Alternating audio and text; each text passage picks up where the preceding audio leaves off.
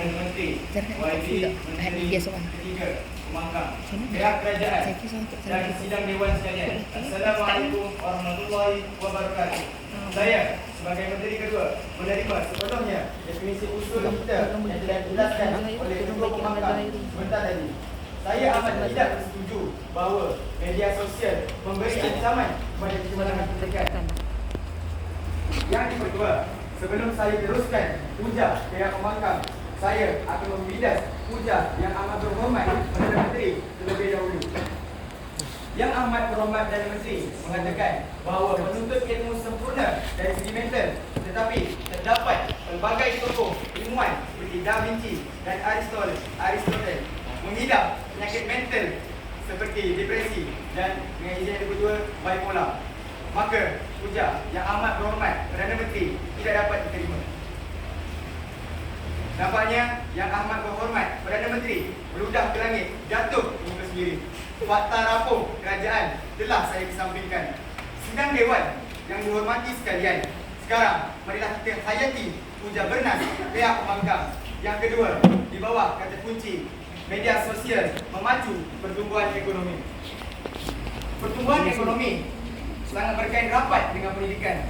Hal ini disebabkan tahap pendidikan yang tinggi membantu meningkatkan kemahiran dan produktiviti tenaga kerja, sekaligus menyumbang kepada pertumbuhan ekonomi.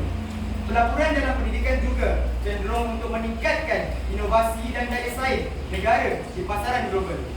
Modal manusia yang dihasilkan melalui pendidikan adalah aset penting kepada sebuah negara.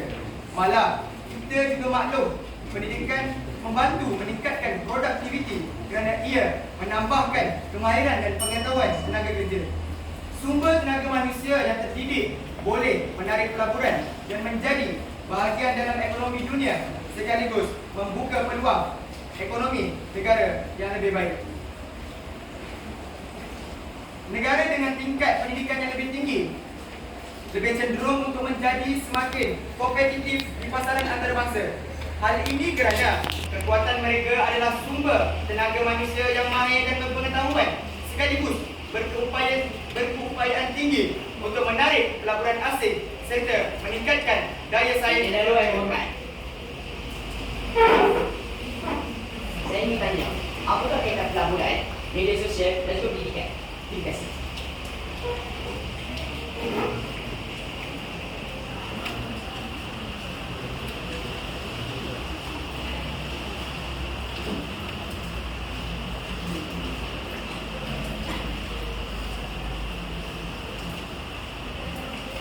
Saya ingin mengatakan bahawa tajuk saya ialah media sosial memacu pertumbuhan ekonomi.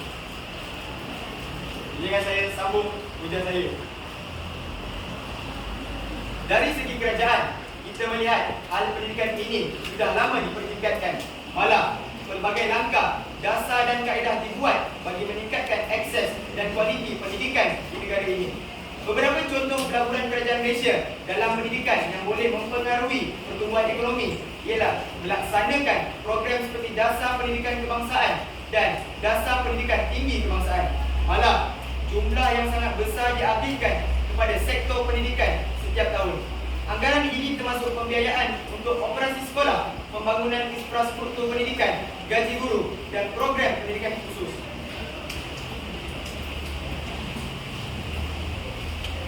Sidang Dewan yang dimuliakan, hujah Pemangkang yang ketiga di bawah indikator media sosial meningkatkan pencapaian pendidikan. Yang kedua, dan sidang Dewan yang dihormati,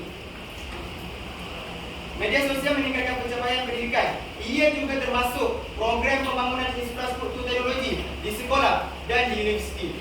Selain itu, mengadakan program untuk meningkatkan capaian pendidikan seperti program beasiswa, pinjaman pengajian dan pelbagai bantuan kewangan lain sudah lama diperkenalkan. Langkah ini adalah untuk membantu lebih ramai pelajar menyambung pengajian ke universiti. Namun, hal ini tidak akan ke mana-mana jika kelompok sasaran tidak lagi berminat untuk meneruskan pendidikan. Justru, semua pihak perlu berperanan untuk menyediakan maklumat yang jelas dan mudah diakses mengenai program pendidikan, peluang kerjaya dan faedah melanjutkan pelajaran.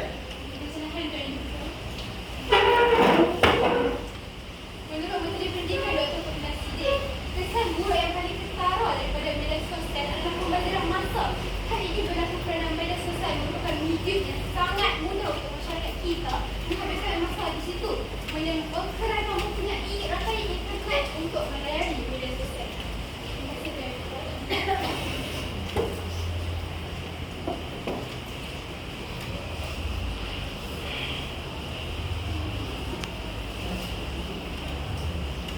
Okay, saya teruskan pengajaran saya. Selain itu, semangat dan motivasi menyambung pengajian dini juga perlu dimulakan dari rumah. Misalnya, ibu bapa memudayakan anak-anak dengan ilmu. Memang agak mencabar untuk kita melawan gelombang teknologi semasa yang memperlihatkan kehidupan senang lena tanpa perlu belajar. Namun, realitinya, berapa ramaikah yang sebenarnya berjaya tanpa ilmu? Kerjaya yang digelar sebagai pemengaruh hanya akan menambah kerosakan kepada rakyat. Justru, kita perlu mendekatkan pelajar dengan ilmu, bantu mereka untuk mendapatkan maklumat khusus atau pembelajaran yang ingin diketahui. Misalnya, menganjurkan program orientasi dan pameran pendidikan untuk memberi pelajar peluang untuk mengenal pasti lebih dekat dengan persekitaran akademik, fakulti dan kemudahan di universiti. Selain itu, menghadirkan penasihat dengan mengadakan program bimbingan yang kukuh untuk membantu pelajar memilih jalur pendidikan yang sesuai dengan minat, bakat dan matlamat kerjaya. Akhir sekali, memupuk dan mendorong budaya pembelajaran seumur hidup. Pendidikan harus dilihat sebagai suatu proses yang berterusan dan tidak terhad kepada beberapa peringkat dalam hidup seseorang. Setelah itu, jika mereka mahu menjadi pemengaruh, tidak ada salahnya kerana kehebatan ilmu akan menjadi benteng terbaik untuk memastikan perkongsian di media sosial itu bermanfaat. Yang berhormat dan sidang dewan yang dimulakan sekalian, kami di barisan pihak pembangkang menyeru seluruh ahli dewan untuk terus bersama kami pihak pembangkang untuk menolak usul kita pada hari ini. Oleh itu, semestinya semua yang berhormat termasuk pihak kerajaan akur dan menolak usul ini sebulat suara. Sekian, pembangkang. Terima kasih Yang Berhormat. Dewan pada sesi kali ini adalah berpedoman dengan pegasan daripada Kedua Belah Pihak. Dengan ini, saya mempersilakan Ketua Kerajaan untuk mengumpulkan bidasan-bidasan seterusnya memperkukuhkan kes yang dibawa oleh pihak kerajaan.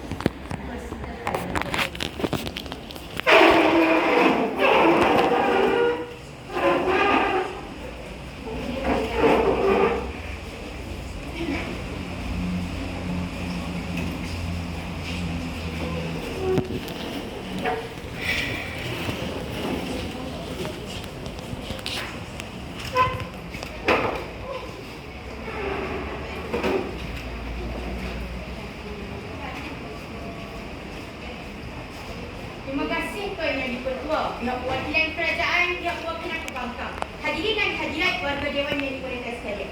Assalamualaikum warahmatullahi wabarakatuh dan selamat bersidang semula. Tuan Yang Dipertua, selaku diberi mandat sebagai Menteri ketiga pada hari ini, saya ingin merangkumkan jutaan terima kasih dan salam apresiasi kepada barisan pembangkang kerana yang pertama, barisan pembangkang telah gagal memilah isi serta definisi konsep sebenar serta mereka gagal menjawab izin laluan yang kami telah berikan. Dan yang kedua, barisan yang berhormat hanya memilih kata kunci yang telah dihujahkan oleh kami sebentar tadi. Dan yang terakhir, ternyata yang berhormat barisan pembangkang hanya menyatakan hujah berdasarkan pandangan sendiri tanpa bukti kualitatif serta kuantitatif, serta hanya menyatakan hujah berdasarkan bukti-bukti yang bersifat terpencil. Tuan Yang Dipertua serta sidang Dewan yang dimuliakan sekalian, berkat keamanan dan keharmonian bawah kepimpinan kerajaan pada hari ini, maka Dewan kembali bersidang untuk membahaskan satu usul yang saya kira amat penting, iaitu berbunyi media sosial ancaman terhadap pendidikan, kecemerlangan pendidikan. Namun begitu Tuan Yang Dipertua, sebelum menegakkan hujah-hujah hukum daripada pihak kerajaan pada hari ini, saya akan mematahkan hujah-hujah rapuh yang dibawa oleh pihak pembangkang. Tuan Yang Dipertua, terlebih dahulu saya akan membakar hujah-hujah rapuh yang telah dibawa oleh Yang Berhormat Pembangkang Kedua. Pembangkang Kedua menyatakan bahawa media sosial memacu pertumbuhan ekonomi. Bidasan saya begini, Yang Berhormat hanya menyatakan bahawa media sosial berkait rapat dengan ekonomi negara. Soalan suka ingin saya bertanya kepada pihak pembangkang, apakah berkaitan ekonomi dan pendidikan? Pihak pembangkang hanya menyatakan fakta yang tidak kukuh dan kami di bawah kerajaan tidak dapat melihat apakah berkaitan ekonomi dan pendidikan. Maka saya minta untuk pihak perbankan mengumpulkan bukti yang terkukuh supaya kami dapat berbicara. Seterusnya, hujah dangkal yang dibawa oleh pembangkang yang kedua berbunyi, media sosial meningkatkan pencapaian pendidikan. Yang berhormat hanya menyatakan bahawa pencapaian pendidikan tidak ada kaitan dengan media sosial langsung. Akan tetapi, adakah pihak pembangkang mengetahui bahawa usul kita pada hari ini ialah ancaman media sosial terhadap kecemerlangan pendidikan? Maka kita perlu kaitkan usul kecemerlangan pendidikan dengan media sosial, bukan tiada kaitan langsung. Itu adalah bidasan saya. Maka kita bergerak kepada bidasan untuk pembangkang, ketua pembangkang. Untuk mencerofah pondok usang di barisan pembangkang, saya akan mencantas hujah yang dibawa oleh yang berhormat ketua pembangkang. Dia mengatakan bahawa media sosial menjadi aplikasi yang mendapat perhatian pelajar. Tuan yang diperkuat, sebenarnya pihak pembangkang menyatakan bahawa media sosial membantu pelajar untuk belajar. Akan tetapi, adakah pihak pembangkang tahu bahawa akibat penggunaan media sosial pelajar menjadi semakin tertagih untuk melayari internet? Nampaknya tuan yang diperkuat, hujah pihak pembangkang pada hari ini seakan-akan seekor burung yang hendak terbang tidak bersayap, hendak hinggap tidak berkaki. Baiklah tuan yang diperkuat, setelah hujah dipidas, dicantas, kini tiba masanya untuk saya mengukuhkan kes meja kami juga perwakilan kerajaan dengan membuktikan bahawa sesungguhnya pada hari ini kami di barisan kerajaan tidak bercakap di atas angin seperti pihak perwakilan pembangkang. Tuan yang diperkuat, sebentar tadi Yang Amat Berhormat Perdana Menteri menyatakan bahawa penggunaan media sosial melampau merupakan ancaman terhadap kecemerlangan pendidikan negara kita. Saya menyokong 100% hujah ini kerana isu ketagihan turut mendapat perhatian di mana remaja menghabiskan banyak masa di Kelantan ini yang menyebabkan pelbagai masalah mental termasuk pengasingan sosial, gangguan tidur dan penurunan prestasi akademik. Dalam sesetengah kes, penggunaan media sosial yang berlebihan mengakibatkan wujud rasa kebergantungan, juga ketinggalan apabila gagal berada dalam talian yang mencetuskan pula tekanan psikologi yang lebih lanjut. Tuan yang diperkuat, secara keseluruhannya, kesan media sosial terhadap kesihatan mental dalam kalangan remaja merupakan isu kompleks yang memerlukan kerjasama daripada pelbagai pihak seperti pihak kerajaan, pihak organisasi dan juga komuniti untuk meningkatkan kesedaran terhadap risiko penggunaan media sosial dan cara mengenali tanda-tanda isu kesihatan mental. Sidang Dewan sekalian, menurut berita awali, media sosial dan dengan izin tuan yang diperkuat, internet berpengaruh kuat dalam kehidupan rakyat Malaysia. Secara signifikan, bukan sahaja membentuk gaya hidup mereka, proses berfikir dan nilai diri, bahkan kefahaman politik mereka. Satu kajian yang dijalankan oleh Kaji Data pada Julai 2023 yang menggunakan sampel rawak sebanyak 1,082 responden mendedahkan bahawa 71% rakyat Malaysia menggunakan aplikasi dengan izin tuan dan dipertua WhatsApp setiap hari sepanjang minggu dan sebagainya dalam aplikasi-aplikasi yang terdapat di media sosial ini. Seterusnya tuan yang dipertua, di bawah premis kata hujah kami yang kedua, iaitu kami yakini bahawa kandungan media sosial yang tidak ada kawalan merupakan salah satu faktor kenapa pendidikan tidak cemerlang. Penggunaan media sosial di negara ini harus mempertingkatkan kawalan kendiri agar lebih bertanggungjawab dalam mengakses dan menggunakan kandungan multimedia. Ketua Bahagian Pemantauan Komunikasi dan Multimedia Malaysia, Zulkarnain Muhammad Yassin berkata, kawalan kendiri penting untuk menangani penyalahgunaan media sosial yang semakin serius di negara ini. Tuan yang diperkuat, beliau berkata lagi bahawa pengguna harus dididik agar tidak menggunakan media sosial untuk mencetuskan sentimen perkauman, menabur fitnah, menabur fikiran masyarakat dan sehingga merosakkan ketenteraman awam. Silakan Yang.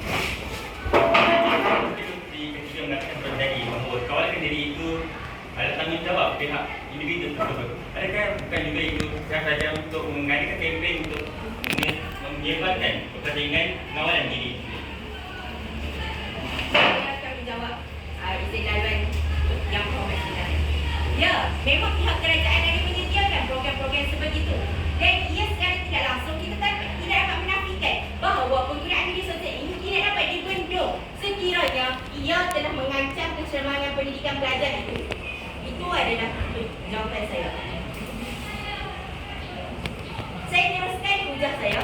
Sidang Dewan sekalian, tidak cukup dengan itu. Susulan peningkatan kes melibatkan keselamatan cyber, privacy, hak cipta dan kandungan tidak bermoral di platform-platform media sosial memberikan impak yang negatif kepada masyarakat, terutamanya pelajar.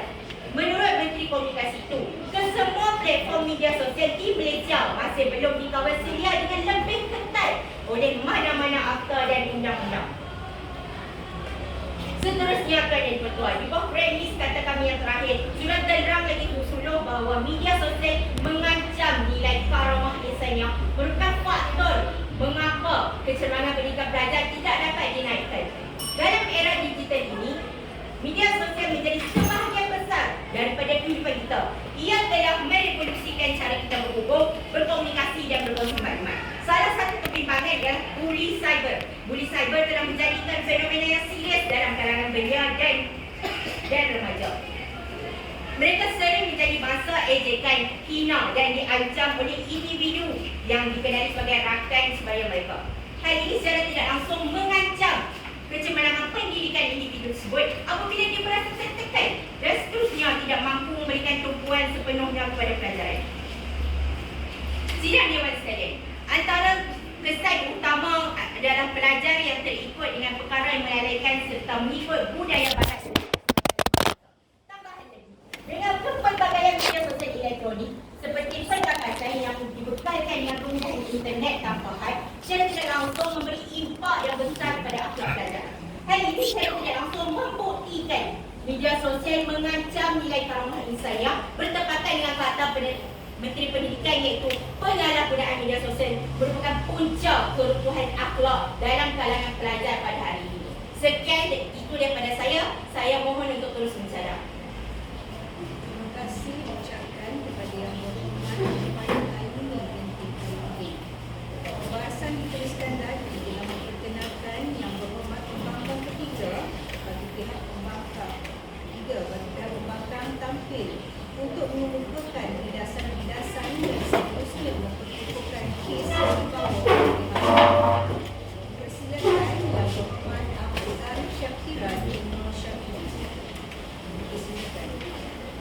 Terima kasih saya ucapkan kepada Tuan Yang Ketua, Perwakilan Kerajaan, rakan-rakan pembangkang serta wakil Dewan sekalian. Salam sejahtera dan selamat bersidang. Usul pada hari ini berbunyi, media sosial ancaman kepada kecermelangan pendidikan. Namun, saya selaku pembangkang ketiga akan mematahkan hujah-hujah yang dikemukakan oleh pihak kerajaan. Berdirinya saya pada pagi ini yang pada sore ini adalah untuk menegaskan bagi kami bahawasanya sesungguhnya media sosial bukanlah ancaman kepada kecermelangan pendidikan.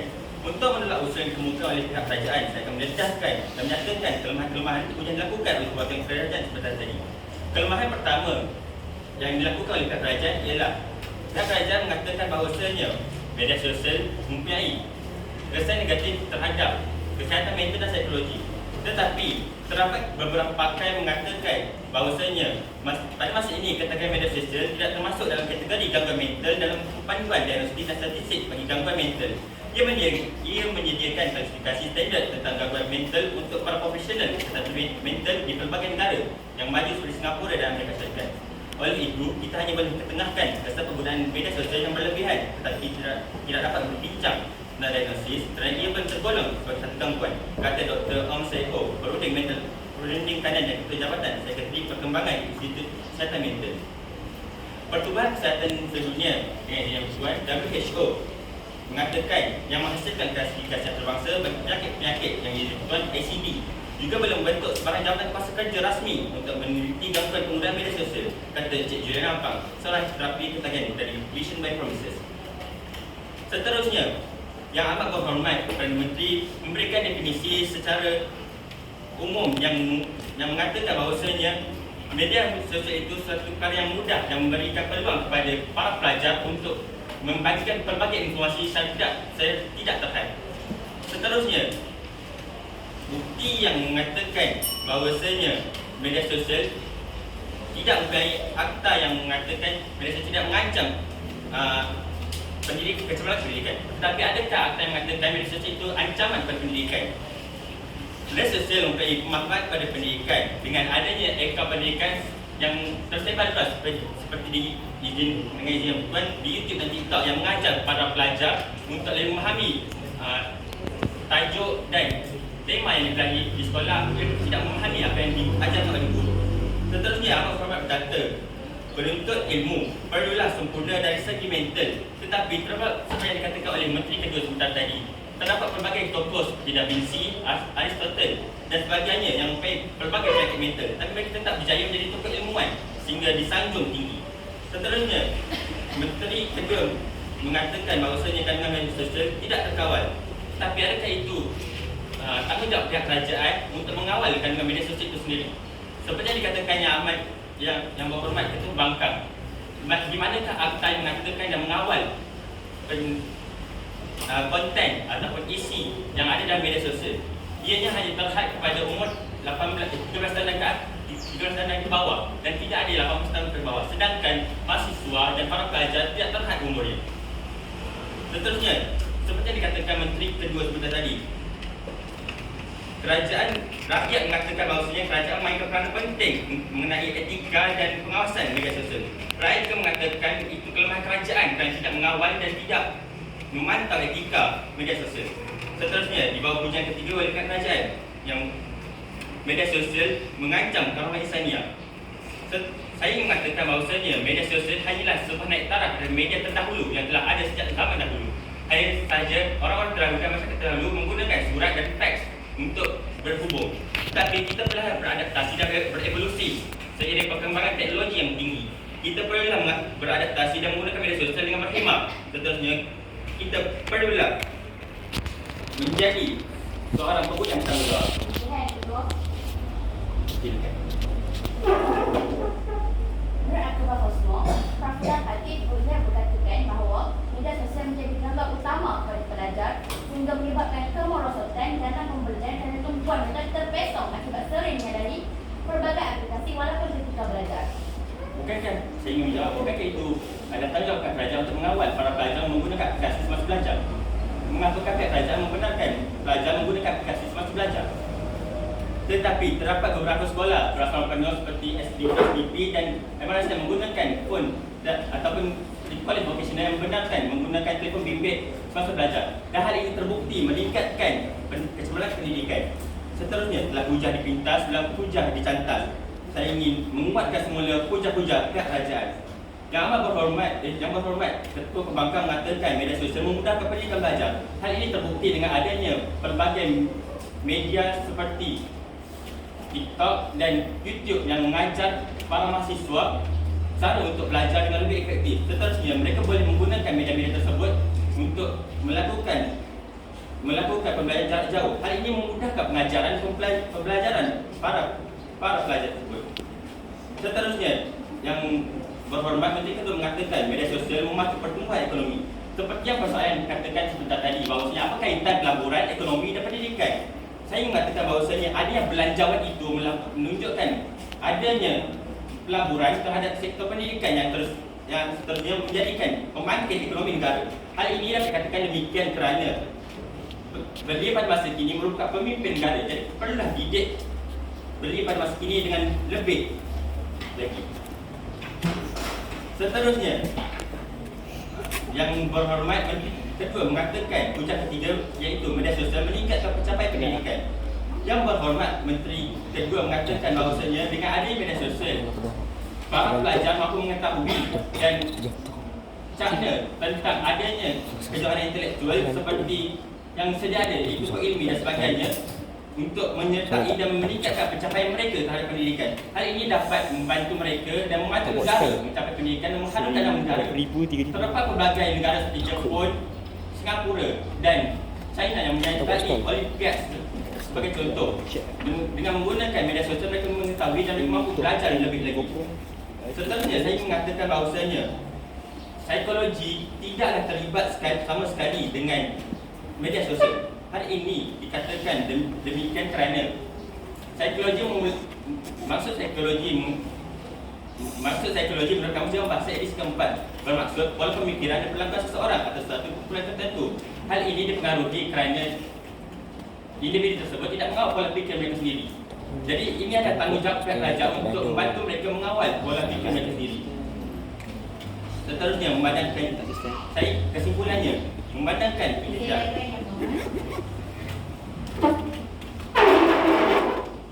Yang berhormat seperti tadi mengatakan bahawa kesihatan mental tidak ada kaitan dengan media sosial. Di manakah fakta dan bukti yang menunjukkan bahawa media sosial tiada kaitan dengan isu kesihatan mental di negara kita? Mohon maaf. Saya mengatakan psikologi, bukan kesihatan mental. Kesimpulannya, marilah kita bersama-sama menghayati peribahasa yang mengatakan ambil jernih, main keruh. Dan kita perlulah beradaptasi dengan kemampuan teknologi yang tidak terbatas. Dengan adanya berbagai benda seperti kecerdasan intelektual yang disebut AI untuk membantu para pelajar pendidikan. Kita perlulah bersama-sama dengan teknologi berkembang pesat dan tidak hanya berada di takut yang lama. Pelbagai negara seperti New Zealand, Switzerland, Jepun, China dan Amerika Syarikat menggunakan teknologi ini dengan manfaat. Terdapat juga beberapa undang-undang di negara seperti New Zealand dan Switzerland yang mempunyai undang-undang yang ketat mengenai pembentukan media sosial dan pengawal media sosial terbukti berjaya membentuk masalah media sosial ini.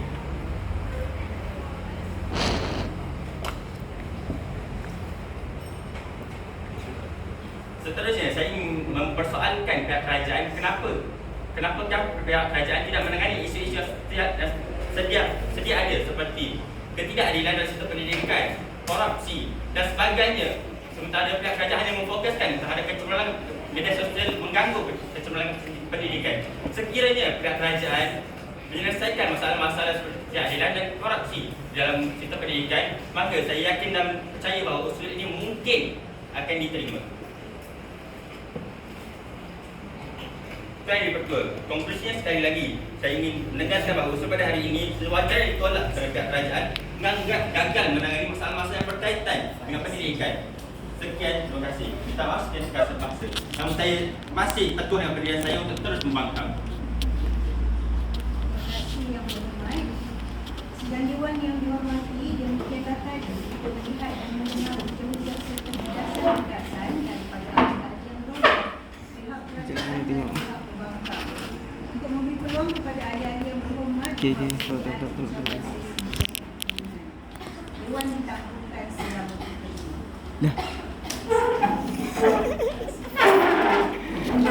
Dia turun.